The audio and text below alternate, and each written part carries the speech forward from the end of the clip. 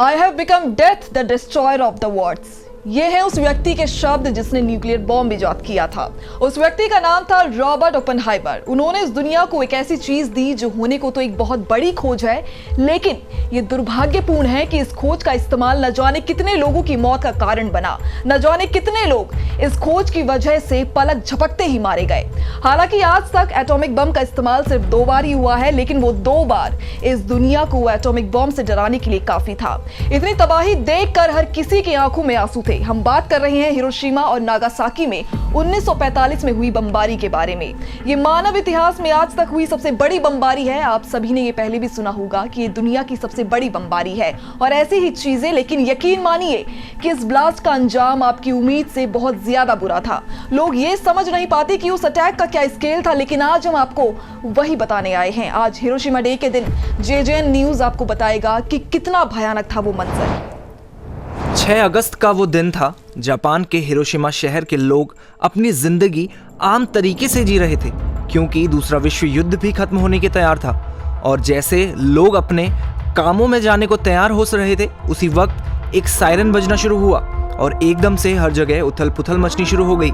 सभी लोग अपने घरों में घुसने लगे या किसी छत के नीचे पनाह लेने लगे, क्योंकि ये सायरन बजने के बाद के प्रोटोकॉल्स थे कि अगर कभी भी ऐसे सायरन बजता है तो सब सड़कों से दूर हो जाए। लेकिन इस दिन जो होने वाला था उससे कोई घर या छत उन लोगों को नहीं बचा सकती थी।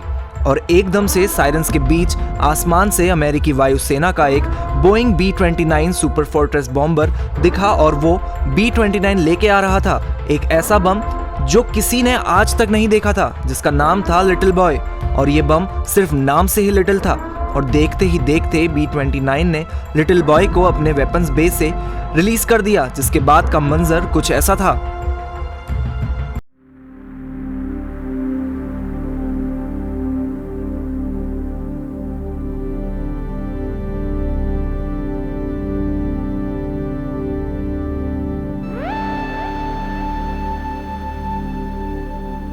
इस बम ने ऐसी तबाही मचाई जो आज तक किसी ने देखी नहीं थी।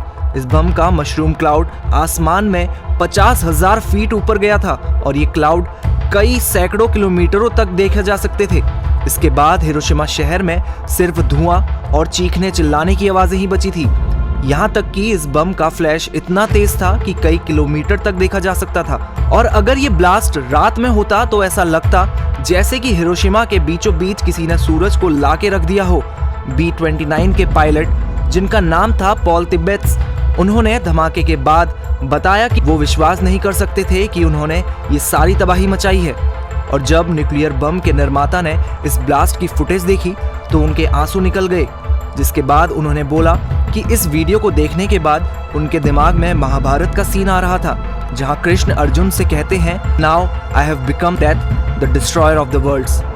लेकिन इतनी तबाही देखने के बाद भी इंसान रुके नहीं और उन्होंने अगले कई दशकों तक न्यूक्लियर बम की रेस की, जिसको आखिर में रूस ने जीता।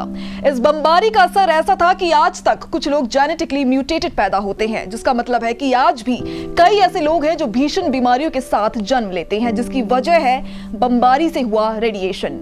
JJN न्यूज श्रद्धांजलि देता है उन सभी लोगों को जिन्होंने अपनी जिंदगी खोई, और हम उम्मीद करते हैं कि दुनिया वॉर और बैटल से दूर रहे और शांति की तरफ बढ़े।